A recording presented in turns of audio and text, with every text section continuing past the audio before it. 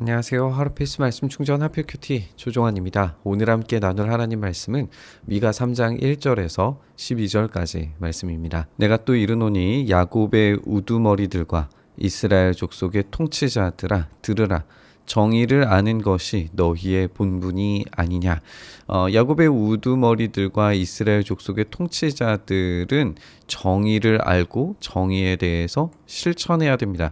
우리가 아는 것이라고 하는 게 그냥 지식적 알미 아니라 그것을 살아내는 삶으로서의 알미여야 된다라는 것을 참고해 보면 이들은 정의를 지식적으로 알고 있을지는 몰라도 그것을 삶으로 구현해내는 데에는 턱없이 부족한, 아니 오히려 그것을 완전히 뒤집어 엎고 있는 모습을 우리가 보게 됩니다. 너희가 선을 미워하고 악을 기뻐하여 내 백성의 가죽을 벗기고 그 뼈에서 살을 뜯어서 그들의 살을 먹으며 가죽을 벗기며 뼈를 꺾어서 다지기를 냄비와 솥 가운데에 담을 고기처럼 하는도다. 굉장히 좀 끔찍한 이야기이죠. 마치 이 양을 도축하는 것처럼 인간을, 사람을 도축하고 있는 모습을 보게 돼요. 그러니까 굉장히 끔찍한 이야기인데 그만큼의 악을 저지르고 있다라고 하는 겁니다. 그래서 이 브루스 월키는 이러한 행위가 이 자영농을 포함한 중산층을 회복 불가능한 빈곤 상태로 몰아넣는 극심한 사회적인 불의를 이 우두머리들이 하고 있다라고 지적을 합니다. 그래서 우리가 어제 함께 살펴본 것처럼 밤에 이를 꾸미고 낮에 실제적으로 그 땅들을 빼앗음으로 말미암아서 그들의 땅이 사라지고 그리고 기업, 가문에 내려오는 땅들이 사라지게 되기 때문에 이 자영농들을 비롯한 이 땅을 가지고 있는 사람들이 땅을 잃어버리게 되면 한마디로 말하면 이제 먹고 살 수 있는 것이 불가능해지게 되는 상태에 빠지게 되겠죠. 그래서 빈부 격차가 극심하게 벌어지게 되면서 돈이 있는 사람들, 땅을 착취하는 사람들은 더욱 부자가 될 것이고 원래 있던 것마저 잃어버리는 사람들에게는 극심한 빈곤 상태에 빠지게 되는 이런 격차가 벌어지게 되는 걸 우리가 보게 됩니다. 그때에 그들이 여호와께 부르짖을지라도 응답하지 아니하시고 그들의 행위가 악했던 것만큼 그들 앞에 얼굴을 가리시리라.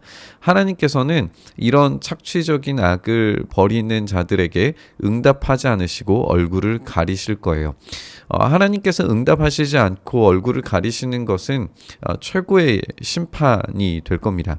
왜냐하면 하나님께서 응답하시지 않는 가운데에서 그들이 아무리 도움을 구해도 그들이 도움을 받지 못한다면 결국에는 악한 나라들이 와서 빼앗고 착취하는 것은 오히려 그들의 것이 되기 때문일 거예요. 그들이 이 심판 앞에서 두려워하면서 회개한다면 기회는 주어질지 모릅니다. 하지만 회개하지 않으면 그들은 그 심판에서 벗어날 수 있는 길이 전혀 존재하지 않게 되는 거죠. 내 백성을 유혹하는 선지자들은 이에 물 것이 있으면 평강을 외치지만 그 입에 무엇을 채워주지 아니하는 자에게는 전쟁을 준비하는도다.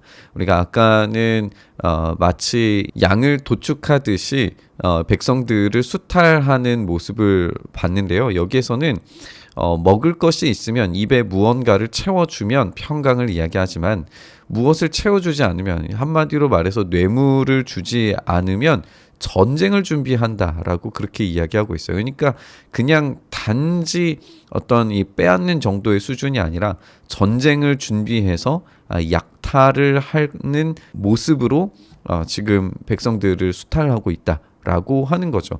그래서 이 뇌물을 받고 그 뇌물로 입이 채워지면 평강을 이야기하고 그 뇌물이 없으면 빼앗고 이런 악순환들이 계속 반복적으로 일어나게 되는 거예요. 그것을 거짓 선지자들이 하고 있다는 겁니다.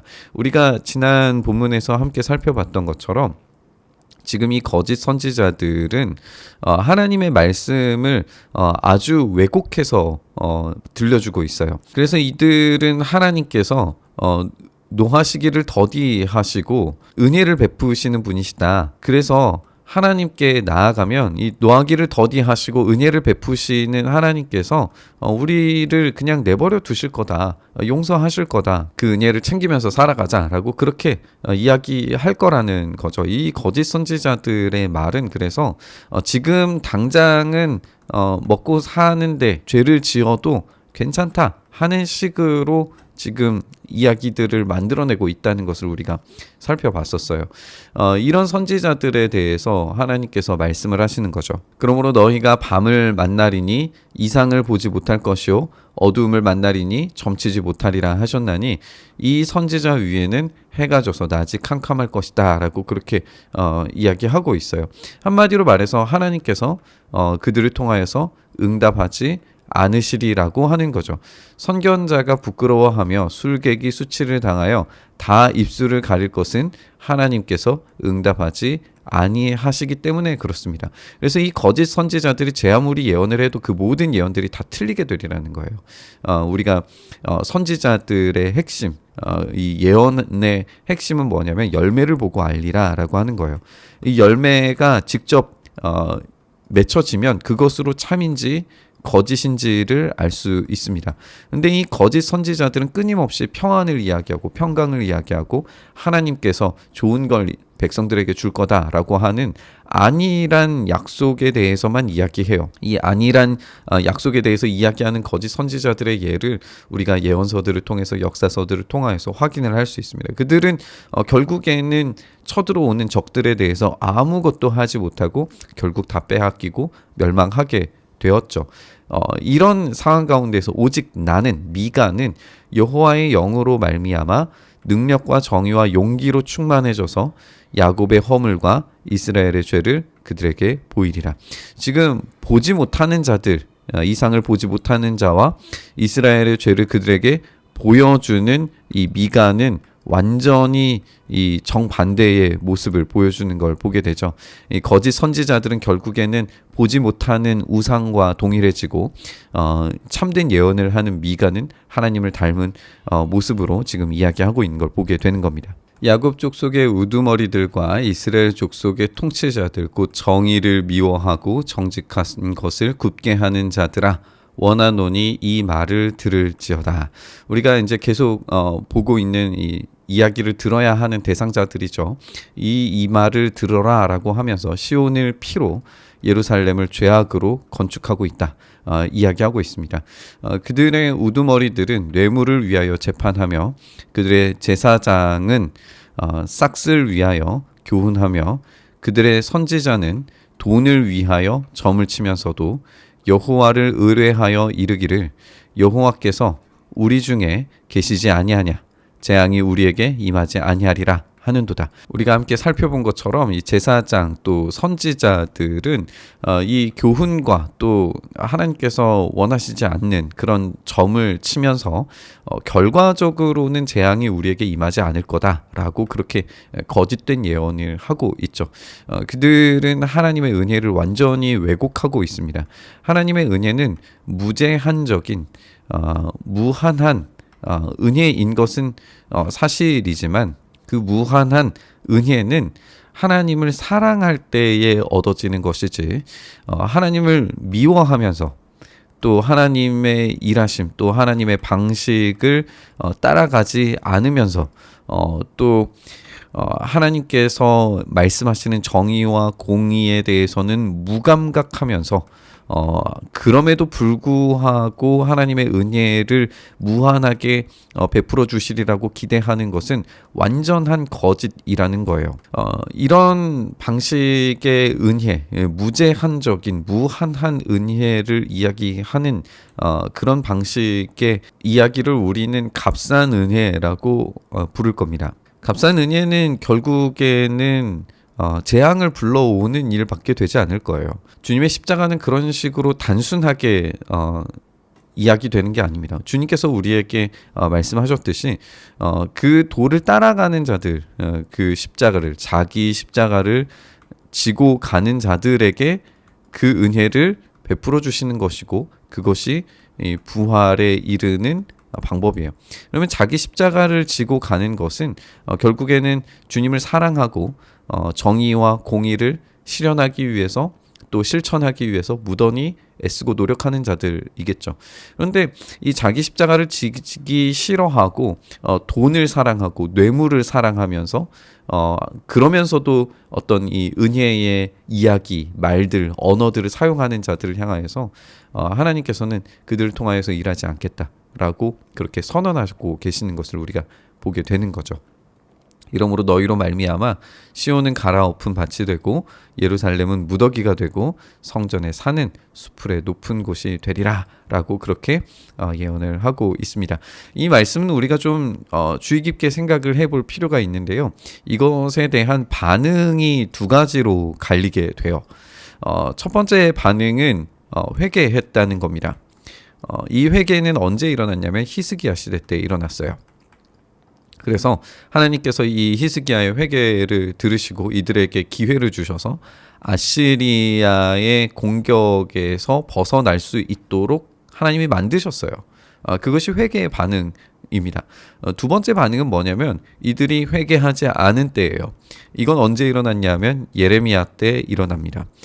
예레미야는 오늘 이 본문을 인용을 합니다. 그래서 이 시온이 갈아엎은 밭이 되고 예루살렘이 무더기가 되고 성전산은 수풀의 높은 곳이 되리라라고 예레미야 26장을 보면은 우리가 확인을 할 수가 있어요. 이렇게 회개하지 않았을 때에 예레미야 시대 때에 벌어진 것은 이 바벨론을 통하여서 점령을 당하고 결국에 망하게 되는 거였죠. 그러니까 이 두 개의 반응만 보더라도 우리가 선택해야 되는 것은 분명하다는 것을 알 수가 있습니다. 이 말씀이 두렵게 무섭게 다가왔다면 우리가 할 수 있는 방법은 단 한 가지입니다. 회개하는 것뿐입니다. 돌이켜서 주님의 참된 정의와 공의를 실천하고 실행하고 그리고 하나님을 두려워하고 사랑하고 그 안에 머무는 것, 이것이 이 재앙을 벗어날 수 있는 유일한 길이라는 것을 우리가 볼 수 있게 됩니다. 그래서 우리가 함께 나눈 것처럼 이것은 단지 이 시대만의 이야기는 아닙니다. 지금 우리에게도 동일하게 적용되어야 하는 이야기이고 십자가가 그런 무제한적인 은혜를 제공해 주는 것으로 이해돼서는 안 되는 이유입니다. 우리는 십자가를 지고 나를 죽이고 주님을 따르는 일을 실행해야 됩니다.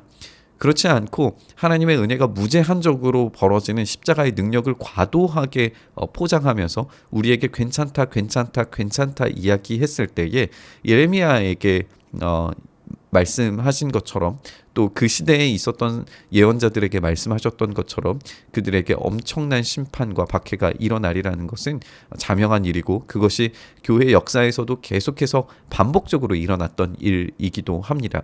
주님께서는 주님을 찾는 자들에게 긍휼을 베풀어 주시지만 주님을 찾지 않고도 이렇게 거짓으로 예언하고 거짓으로 설교하고 거짓으로 말하는 자들에게 마땅한 심판을 내리셨습니다.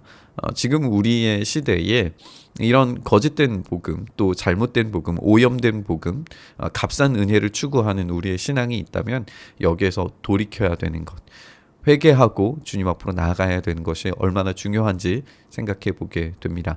우리가 참된 복음을 가진 자들로서 주님의 말씀, 정의와 공의 그리고 하나님을 사랑하는 그 모습으로 돌아가서 하나님의 은혜가 우리 가운데 온전히 임하기를 간절히 바라면서 우리 묵상의 자리로 나아갔으면 좋겠습니다. 주님, 그렇게 정의와 공의가 왜곡된 이 시대를 주님 불쌍히 여기시고 우리가 다시금 말씀 앞에서 우리의 삶을 되돌이키며 정의와 공의가 실현되기를 간절히 바람으로 주님 앞에 엎드립니다. 주님, 우리가 값싼 복음에 취하지 않게 하시고 참된 진리 되신 주님 앞에 온전히 엎드리게 하여 주시옵소서. 그래서 주님의 일하심이 우리의 삶에 온전히 일어나도록 역사하여 주시옵소서. 그 일 행하시기를 간절히 바라고 소망하며 우리 주님 예수님 이름으로 기도드리옵나이다. 아멘.